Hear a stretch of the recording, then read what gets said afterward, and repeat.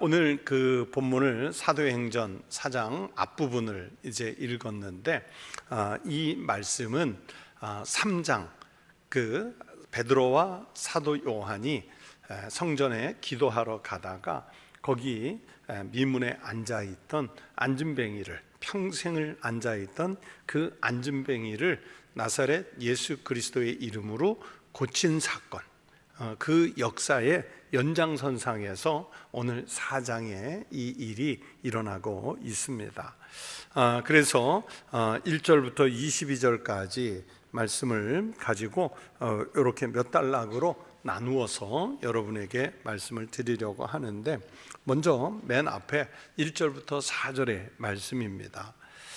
이 말씀 속에 보면 성령의 충만함을 받은 사람들은 하나님의 복음을 전파하게 되어 있다, 이렇게 말씀할 수 있습니다.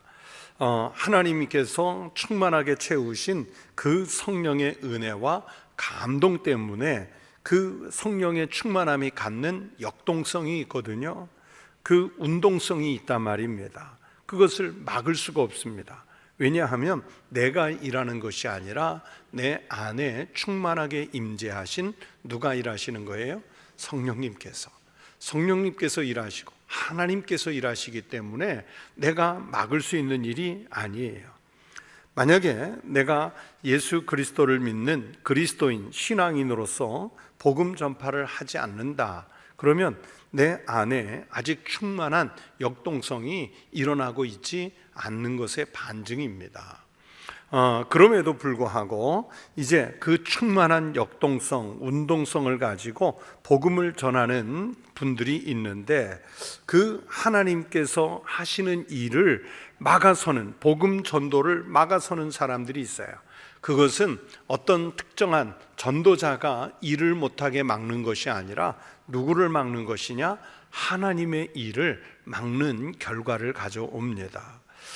바로 오늘 본문 속에서는 하나님의 일을 막는 사람들이 누가 등장하느냐?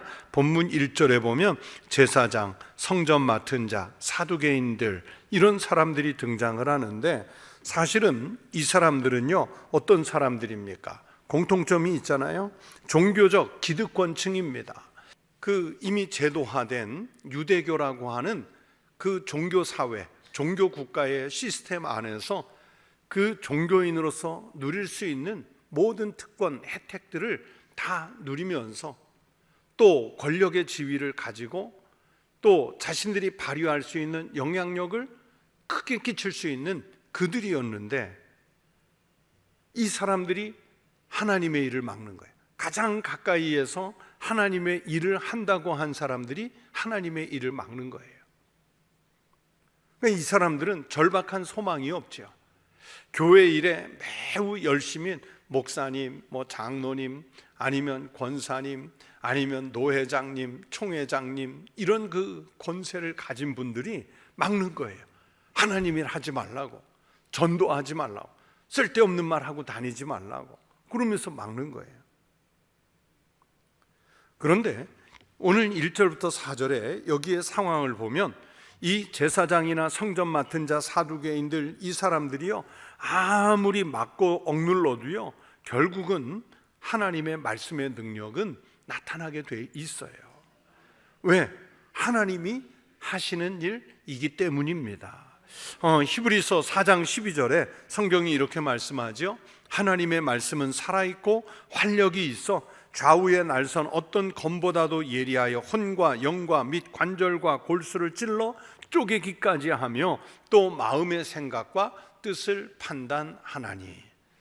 자, 하나님의 말씀이 성경에 이렇게 유인물로, 인쇄물로 박혀 있으니까 그냥 이게 책인가요?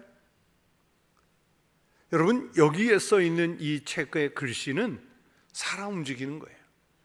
그렇다고 해서 성경 읽을 때 눈앞에 뭐가 아른아른거리는 그게 아니라, 이 말씀을 우리가 믿음으로 읽을 때 이 말씀이 죽어있는 글자가 아니라 살아있는 글자예요. 살아있는 글자. 그래서 오늘 4절이 하나님의 역동성을 말한다고 말씀했죠. 말씀을 들은 사람 중에 믿는 자가 많으니, 자, 말씀을 들었더니 그동안 믿지 않던 사람들이 믿으니 한꺼번에 5천 명의 남자들이 하나님 앞에 돌아오는 이 역사가 일어나지 않습니까? 그만큼 하나님의 말씀의 생명력, 활력, 검보다도 예리한, 그래서 우리의 마음과 우리의 생각과 우리의 뜻까지를 다 재단할 수 있는 이 하나님의 말씀이 이 사도행전에서 역사를 일으키고 있습니다. 그러므로 우리도 이 초대교회 당시의 사람들뿐만이 아니라 우리는요, 사명이 뭐냐면 전하는 거예요. 망설이지 말고 전하는 거예요. 그러면 우리는 전했을 뿐인데, 나는 전도의 은사가 없는 것 같고, 나에게 무슨 탁월한 특별한 은사가 없는 것 같고 할지라도 하나님 말씀을 전하기만 했을 뿐인데, 듣는 이가 그 말씀을 들으면 그 말씀이 살아서 역사가 일어날 줄로 믿습니다. 우리 한국 초대교회, 그래서 최초에 7명이 목사 안수를 이제 받게 되는데, 그 7명 가운데 한 분이 이기풍 목사님이 있어요. 제주도에 가서 선교를 하고 그랬죠. 이 이기풍 목사님이 원래는 동네 깡패였잖아요. 사람들을 돌로 찢고 때리고 하는 일에 아주 익숙한 그런 분이었거든요.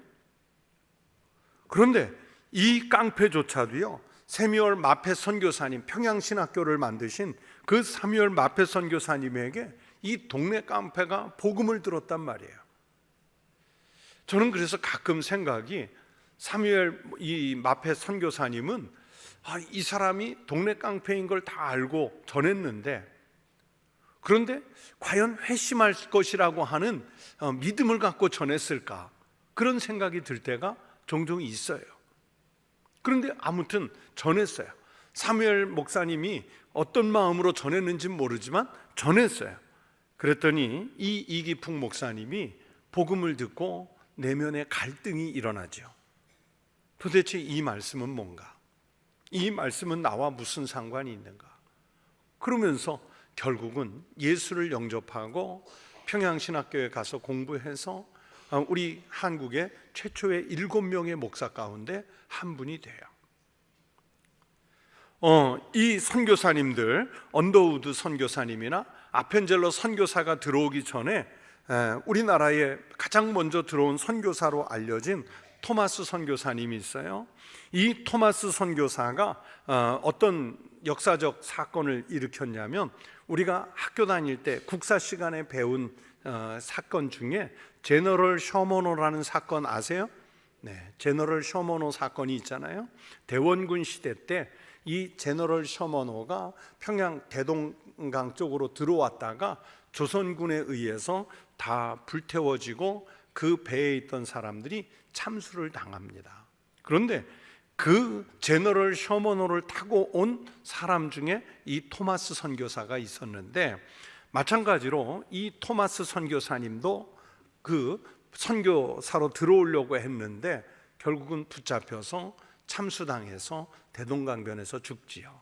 그런데 이 토마스 선교사님이 가지고 돌아온 것은 다 번역된 성경이 아니라 소위 말하는 쪽복음, 누가복음, 뭐 이런 쪽복음, 요한복음, 쪽복음을 가지고 와서 죽기 전에 뿌렸거든요. 그런데 종이가 귀하던 시대에 그 쪽복음을 주워다가 집을 다 도배한 사람 중에 박영식이라는 사람이 있었어요. 천장까지 다 도배를 했는데, 자, 어떻습니까? 도배를 했더니 이리 누워도 성경이 보이고, 바로 누워도 성경이 보이고, 횡으로 뒤돌아 누워도 성경이 보여요. 그래서 이 박영식이 결국은 이리저리 읽던 벽에 붙은 성경을 읽고서 회심을 하고 예수를 영접합니다. 그래서 이 박영식의 집이 우리나라 그 평양의 최초의 교회인 널다리 교회가 돼요. 그 집이, 이 널다리 교회가 나중에 1907년에 우리가 잘 알고 있는 그 유명한 평양 대부흥운동의 시작점이 되는 장대헌 교회입니다. 이름을 나중에 이 널다리 교회가 장대현 교회가 돼요. 이 성경을 쪽복음을 뿌렸는데 그 쪽복음을 뿌린 것을 또 주운 사람 중에 누가 있냐면 당시에 12살이었던 최치량이라고 하는 어린아이가 있었어요. 그런데 이 최치량이 마찬가지로 꼬마 아이였지만 성경을 읽었고 나중에 이 최치량이 좀 성장을 해서 성경이 도배된 아까 말씀드린 박영식의 집을 사들입니다. 그래서 그 집을 사들여 가지고 주막을 잠시 열었다가 거기에서 누구를 만나느냐? 아까 그 이기풍 목사님에게 선교 복음을 전했던 세미얼 마페 선교사를 만나게 돼요.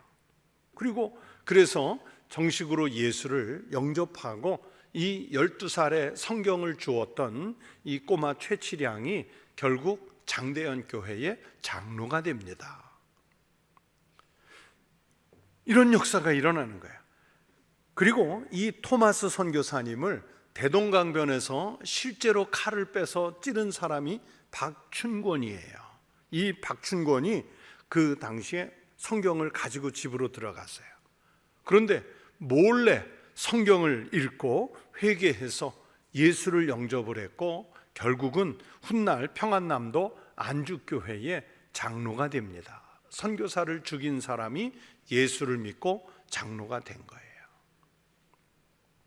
자, 보세요. 하나님의 일은 하나님이 하시기 때문에 선교사를 죽이는 것 같은데, 그가 타고 온 배를 불태운 것 같은데 그 안에서는 하나님의 역사가 일어난단 말이에요.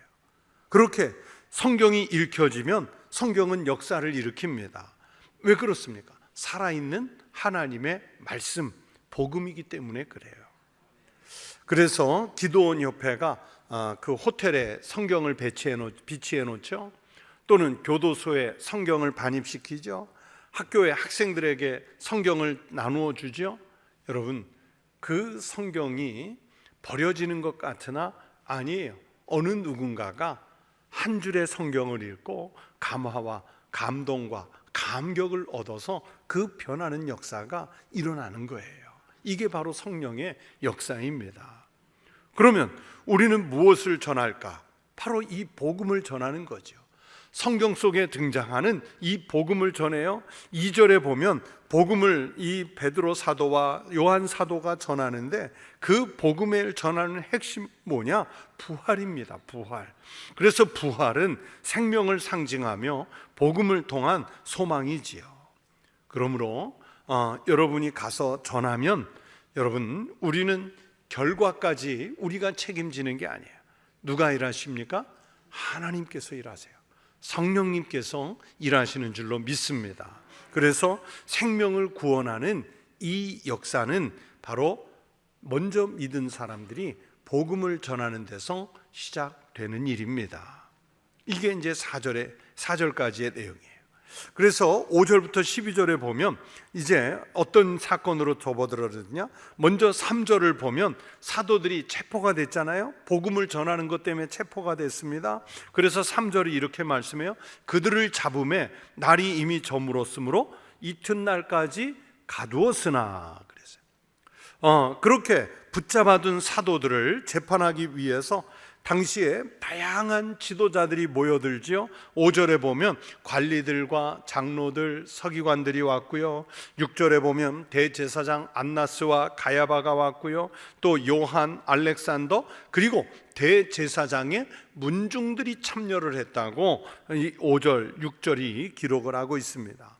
자, 이 사람들이 다 몰려 들어왔다, 재판의 자리에 몰려왔다는 얘기는 이제 초대교회가 본격적으로 박해를 받기 시작하는 것의 상징입니다.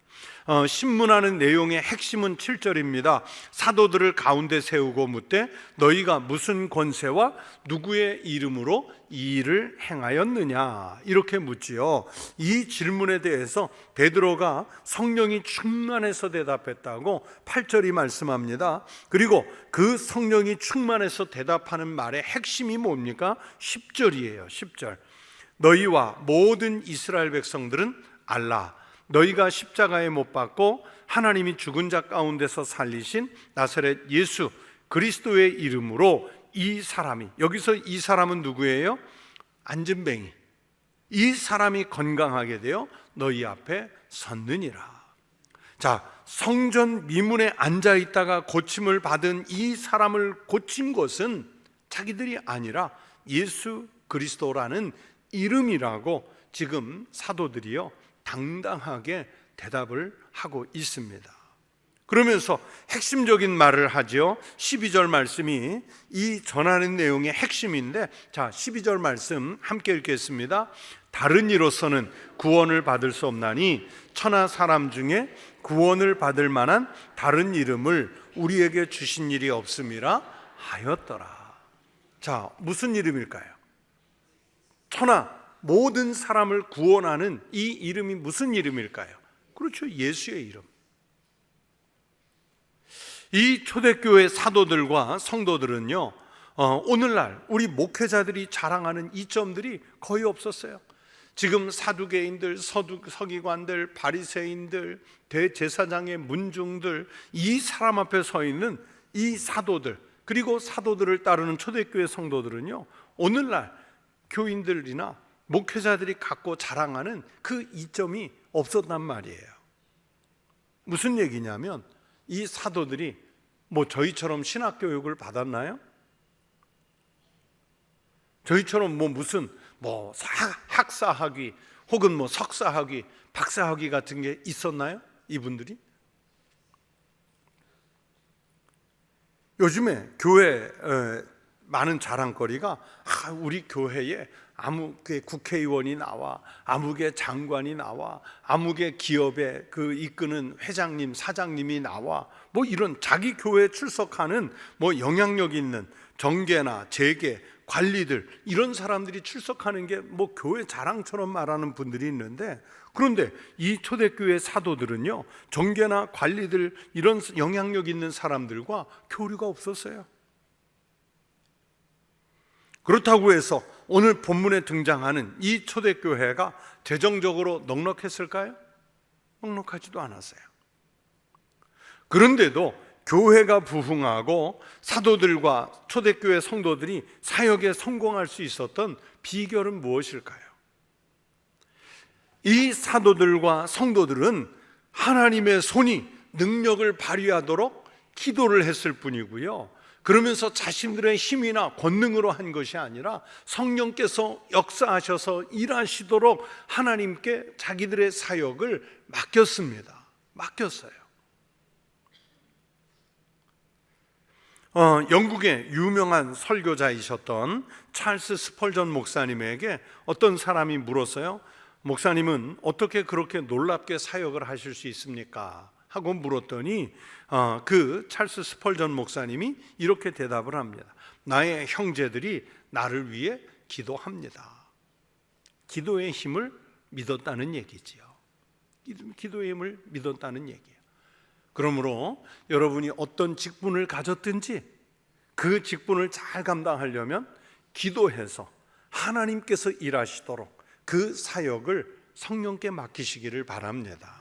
또 목회자나 선교사나 또는 교회의 많은 다양한 사역자들이 하나님께서 일하시는 일에 맡길 수 있는 그런 역량을 갖게 해달라고 여러분들이 함께 기도해 주시기 바랍니다. 그래서 성 어거스틴은 이런 말을 남겼어요. 모든 것이 하나님께 달려있는 것처럼 기도하고 모든 것이 자신에게 달려있는 것처럼 일하라 하는 말을 남겼어요. 이게 무슨 말일까요?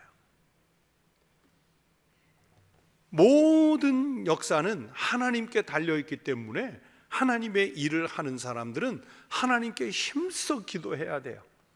그리고 힘써 기도한 사람들은 마치 자기가 모든 사명을 다 감당할 것처럼 열심히 최선을 다해 사역하라는 거예요. 그러면 그 안에 하나님의 역사가 일어난다는 뜻에서 어거스틴이 이 말을 남겼어요. 즉, 이 기도한다는 것은 하나님의 능력을 믿는 그리스도인들의 고백이라는 얘기입니다.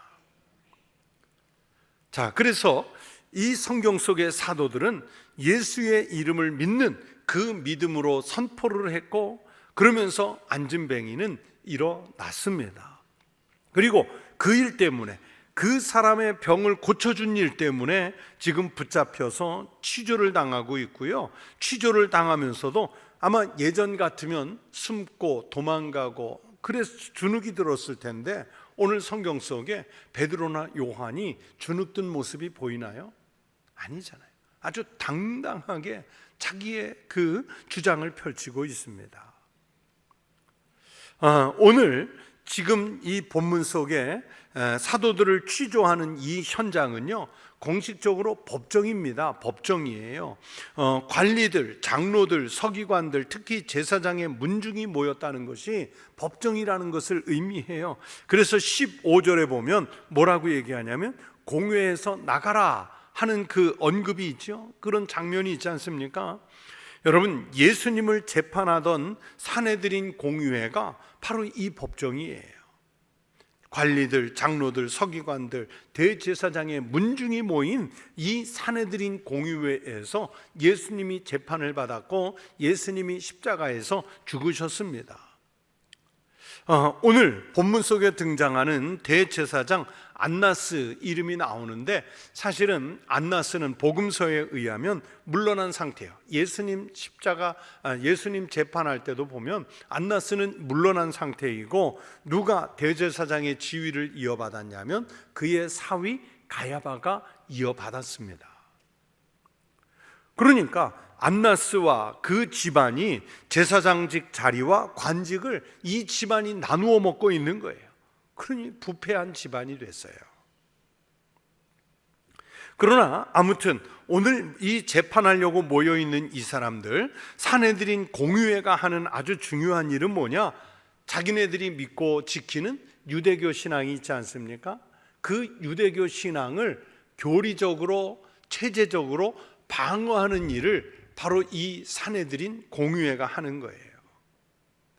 그래서 자기네 나라에 새로 등장하는 종교적 가르침이나 무슨 모임이 있으면 그 종교적 가르침과 모임을 조사하고, 또 그러면서 이단인지 아닌지 판결을 하고, 아니면 그들을 붙잡아 들여야 될지 추방해야 될지 이런 것들을 결정하는 권한이 이 산헤드린 공의회에 있었단 말이에요. 바로 그런 차원에서 예수가 막 그 갈릴리에서부터 시작해서 이 남쪽 유대 지역까지 온갖 곳을 다니면서 복음을 전하니까 사람들이 선풍을 일으켰단 말이에요. 자기네들의 권위가 훼손될 만큼 위협을 느꼈단 말이에요. 그런 차원에서 저들은 유대교의 잣대를 가지고 예수를 조사를 했고, 또 예수가 죽은 줄 알았는데 예수를 믿고 따르는 사람들이 막 새로 일어나는, 교회라는 이름으로 일어나는 이 초대교회를 이 산헤드린 공의회가 감시를 하고 있습니다. 바로 그 연장선상에서 종교적 능력을 파악하려고 사도들에게 이들이 질문을 해요. 너희가 무슨 권세와 누구의 이름으로 이 일을 행하였느냐? 그 의도는 뭐냐? 이 질문의 의도는 너희같이 평범한 인물들이 이런 능력을 발휘할 수 있는 권세와 힘을 어디로부터 얻었느냐고 묻는 질문이지요. 그러면서 그 의도가 뭐가 있냐면 13절에 그들을 본래 학문 없는 범인으로 알았다가, 가만히 보니까 저 신학 공부도 안 했는데, 학교도 제대로 안 나왔는데, 학위를 가진 것도 아닌데, 아니 누가 임명해 준 것도 아닌데, 그런 그 조롱투가 들어있는 거예요. 그들을 본래 학문 없는 범인으로 알았는데 무슨 권세와 누구의 이름으로 지금 당신들이 사람을 고치고 다니느냐, 이 일을 하는 거예요. 바로 이 질문에 대해서 베드로가 답변하는 내용이 8절부터 12절의 말씀입니다. 베드로는 성령이 충만하여 대답을 하지요. 너희가 십자가에 못 박고 하나님이 죽은 자 가운데서 살리신 나사렛 예수 그리스도의 이름으로 했다고 선언을 합니다. 이 고침을 받은 사람을 생각해 보세요. 이 고침을 받은 사람은요, 늘 성전 미문에 앉아서 구걸하고 있었기 때문에 오늘 재판을 주도하는 이 서기관들, 바리새인들, 관리들, 대제사장의 문중들, 이 사람들도요 다 이 안진뱅이의 얼굴을, 이름까지는 몰라도 이 사람을 늘 알고 있었단 말이에요. 제가 지난주에 말씀드렸죠. 우리 어려서부터 자란 교회에도 이름은 모르지만 늘 구걸하는 맹인 아저씨가 교회 입구에 늘 서 있었다고요. 교인들은 다 알아요. 그래서 그분이 안 나오면 말씀드렸잖아요. 아픈가? 아니면 집에 무슨 일이 있나? 그럴 정도로 아는 거예요. 그러니까 오늘 재판을 벌이고 있는 이 사람들도 그 사람이 고침받은 게 신기한데 이게 종교적으로 자기네들에게 어떤 위해가 될까봐 자기네 유대교를 방어하기 위해서 사도들을 붙잡아서 이틀 동안 가두어 뒀다가 재판을 하는 거예요. 바로 이런 사람이 보세요. 성경에 보니까 몸만 건강해진 것이 아니라 영적인 구원까지 함께 받았다고 베드로가 선언하지요. 9절에 보면 만일 병자에게 행한 착한 일에 대하여 이 사람이 어떻게 구원을 받았느냐고 오늘 우리에게 질문한다면 그랬습니다. 자, 이 병자에게 행한 착한 일은 뭡니까? 몸이 고침을 받은 일이에요. 착한 일이잖아요. 몸이 고침을 받았으니까. 그리고 구원을 받았다는 것은 몸이 고침을 받은 것에 더해서 그 영혼이 죽은 영혼을 벗어나서 산 영혼이 됐다는 말씀입니다. 그래서 베드로와 요한은 바로 그런 내용으로 변론으로 대답을 했고, 유대교 종교 지도자들은 이 사도들이 공부가 짧은 사람들인데 자기들의 말문을 막을 정도로, 아니 오히려 자기들을 압도할 정도로 대답을 잘하는 것을 보고 이상하게 여기고 있어요. 저는요, 저도 말하는 걸 되게 힘들어하고, 여러분이 볼 때는 아유 목사님 말 참 잘하는데, 아니요, 말하는 걸 너무 힘들어하고 원고가 있지 않으면 말하는 게 늘 어려워요. 그런데 노회나 총회 아니면 각종 회의 이런 데 가서 원고도 없이 기가 막히게 말하는 사람들을 보면요, 입이 벌어져서 쳐다봐요. 어떻게 저렇게 말을 잘할까? 어떻게 말을 잘할까? 제가 부목사로 있던 교회, 당시에 이제 돌아가셨지만 원로 목사님 김윤식 목사님이라고 계셨는데, 그 목사님이 바로 우리 교단 마크를 만드셨고요. 또 그 목사님이 계실 때 이제 우리 총회 연금, 목회자들의 연금 제도를 만들고 그러셨어요.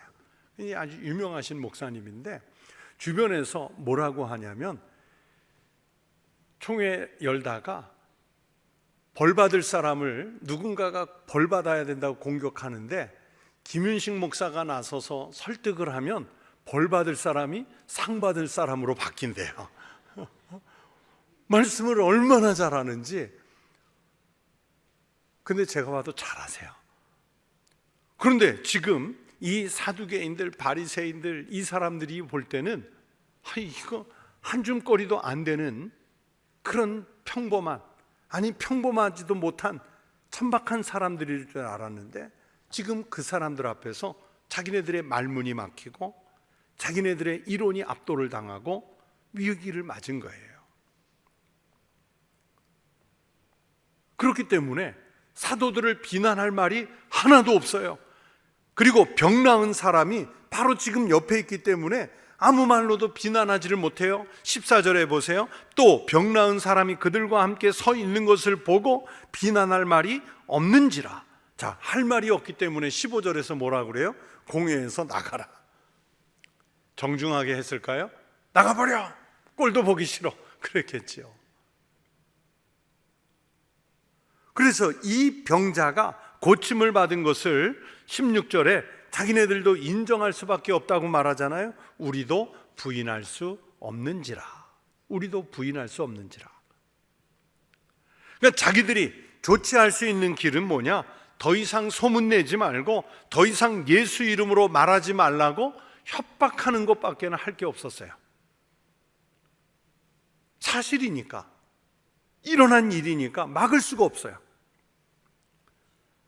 이들이 협박하고 강요하는 것에 베드로와 요한이 유명한 말씀으로 대답을 하지요. 자, 19절 20절 말씀 여러분 함께 읽겠습니다. 뭐라고 대답하는지 시작. 베드로와 요한이 대답하여 이르되 하나님 앞에서 너희의 말을 듣는 것이 하나님의 말씀을 듣는 것보다 옳은가 판단하라. 우리는 보고 들은 것을 말하지 아니할 수 없다 하니. 제가 이 본문에서 제목을 따왔어요. 오늘 보고 들은 것을 말하라. 공의 지도자들은 이 말을 듣고 한 번 더 협박을 하고 놓아줄 수밖에 없었습니다. 자, 그러면서 이제 13절 이하로 넘어가죠. 여러분, 이 그리스도인 사도들도 그렇고요, 또 고침을 받은 안진뱅이도 그렇고요, 변화가 일어났잖아요. 이 변화가 사람들을 놀라게 했습니다. 사람들을 깜짝 놀라게 했어요. 무슨 얘기냐면 예수를 믿기 이전에 나와 예수 그리스도를 믿고 성령의 체험을, 감동을 느끼고 난 이후에 나의 모습이 달라진 것을 지금 이분들이 보여주고 있어요. 세상 사람들은요, 외적인 기준을 보겠지요. 저 사람의 외모, 저 사람이 얼마나 공부했느냐, 재산은 얼마나 가지고 있느냐, 저 사람의 인맥은 얼마나 넓을까, 뭐 이런 걸 가지고 우리는 사람을 판별을 해요. 그러나 하나님이 보는 것은 그런 외모나 학문의 정도, 재산의 정도 이런 것을 보는 것이 아니라 저 사람이 하나님의 영, 성령에 얼마나 사로잡혔느냐, 이것을 보세요. 여러분, 오늘 성경 속의 사도 요한과 베드로처럼 하나님께 붙잡힌 사람은요, 세상 사람들을 압도할 줄로 믿습니다. 그래서 히브리서 기자는 뭐라 그러냐? 그런 사람들을 세상이 감당하지 못하는 사람. 세상에서 지위, 신분, 재산, 학위 이런 것은 별게 없는데 성령이 충만해서 은혜가 넘쳐서 하나님의 말씀으로 가득 차 있는 사람은 세상이 감당하지 못하는 사람이 돼요. 유대인들은 지금 초대교회 성도들을 세상적으로 보았지만 사도들은 예수님과 함께함으로 그 능력이 나타났습니다. 이게 바로 성령님의 은혜인 줄로 믿습니다. 그러므로 우리 그리스도인들은 자기 간증이 있어야 돼요. 간증이 있어야 돼요. 확실하게 나타나는 능력이 나타나야 하지 않겠습니까? 제가 어디 가서 누군가 전혀 알지 못하는 사람과 이야기를 할 때 가끔 제가 이렇게 늘 정중하게 이야기하는 걸 보고 선생님 직업이 무엇이세요? 하고 묻는 사람이 간혹 있어요. 그러면 그냥 가만히 있으면 혹시 교수님이세요? 아니면 아닌데요. 그러면 그럼 혹시 목사님이세요? 하고 물을 때가 있어요. 그러면 네, 그렇습니다. 내 외모에서 내가 풍기는 인상에서 목사 같은 느낌이 나나 보다. 그러면 정말 기분이 좋아요.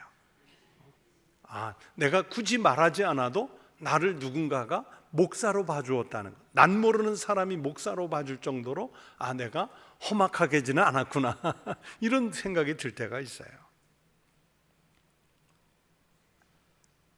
그러나 그것이 중요한 게 아니고요, 내가 예수 그리스도를 믿고 난 이후에 여러분 우리에게 간증이 있느냐, 간증이 있느냐. 14절에 보면 또 병 나은 사람이 그들과 함께 서 있는 것을 보고 비난할 말이 없는지라. 그리고 22절에 보면 그 사람의 나이가 40여쯤 됐다. 16절에 보니까 이 사두개인들과 공유의 의원들이 비난도 못하고 우리도 부인할 수 없는지라. 부인도 못하잖아요. 즉 교회 밖에 있는 사람들도 인정할 수밖에 없는 영적인 역사가 지금 초대교회 안에서 일어나고 있다는 얘기예요. 즉 오늘날로 표현하면 간증이 넘치는 그런 그리스도인들이 되고 있죠. 제가 자주 말씀드리잖아요. 간증이 많은 교회가 그래서 좋은 교회, 그리고 그 간증으로 인해서 감사가 넘치는 교회가 좋은 교회라고 말씀드리잖아요. 우리 청북교회에 이 간증과 이 감사가 충만하게 넘치기를 주의 이름으로 축원합니다. 그래서 우리에게는 누구도 부인할 수 없는 체험 신앙이 있어야 돼요. 당연히 나의 체험을 막아서려고 하는 세력이 있습니다. 그런데 내 신앙을 막아세는 그 사람에게 내가 체험이 있으면 이겨내는 거예요. 사도 베드로와 요한도 그렇고요, 또 이 안진뱅이였다가 일어난 사람도 그렇고요, 확실한 체험이 있잖아요. 분명한 체험이 있잖아요. 그러니까 내가 체험했는데 이걸 내 이야기를 하는 거예요. 그래서 19절 20절에 보면 하나님의 말씀과 인간의 말 중 누구의 말을 들어야 합니까? 체험이 있어야 하나님의 말씀을 듣는 사람이 되겠지요. 20절 말씀 여러분 같이 읽겠습니다. 시작. 우리는 보고 들은 것을 말하지 아니할 수 없다 하니. 자, 우리가 오래 믿었는데, 청북교회 다닌 지가 수십 년 됐는데 본 것이 없어요. 들은 것이 없어요. 그러면 그 신앙은요, 힘이 없어요. 능력이 나타나지 않아요. 여러분이 살아가는 삶의 자리에 가서 말싸움에서 이기라는 것이 아니라 삶의 내용에서 내가 보고 내가 들은 것이 있어, 내가 체험한 것을 말하기 때문에 그것만으로 누군가에게 예수 그리스도의 복음을 변증할 수 있는 그 체험의 능력, 신앙을 갖는 믿음의 성도들이 되시기를 축복합니다. 그래서 우리 삶을 통해서 21절에 이런 결론이 있죠. 모든 사람이, 즉 그 재판을 지켜보고 있던 모든 사람이 그 된 일을 보고 하나님께 영광을 돌림이라.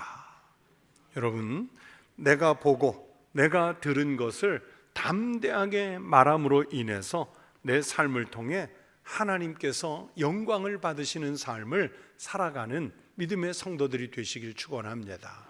또 우리 청북교회에 넘치는 간증, 넘치는 감사, 이것 때문에 우리 교회 주변에 있는 사람들이 우리 청북교회를 보면서 하나님께 영광을 돌리는 역사가 일어나는 그 중심된 교회가 될 수 있기를 축원합니다.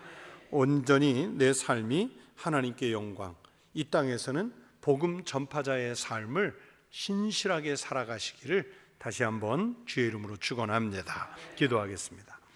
하나님 아버지, 우리가 교회 다니면서 신앙인으로 오랜 세월을 했지만 과연 우리가 본 것이 있는지, 우리가 들은 것이 있는지 다시 한번 우리의 신앙을 점검할 수 있게 해주시고, 그래서 내가 체험한 확신한 신앙으로 우리 주님 예수 그리스도의 오심과 예수 그리스도의 죽으심과 예수 그리스도의 부활과 승천, 그리고 더 나아가 성령님이 어떻게 역사하셔서 나로 하여금 주의 일하는 일꾼이 되게 삼으셨는지를 간증하고 자랑하고 선언하고 선포할 수 있는 하나님의 백성들이 되게 하여 주시옵소서. 우리 청북교회가 이 지역사회에 또 이 시대 속에서 그리스도 예수의 복음을 전해서 생명을 살리는 생명구원선의 역할을 잘 감당하게 하시고, 우리 교회에 있는 모든 권속들이 기도하며 그 일에 참여케 하여 주시옵소서. 이 시간에 주님께 귀한 예물을 드린 손들이 있습니다. 그 손에, 그 가정에, 그 일터에 모자람 없이 채우시는 주님의 복이 있게 하여 주시옵소서. 예수님 이름으로 기도합나이다. 아멘.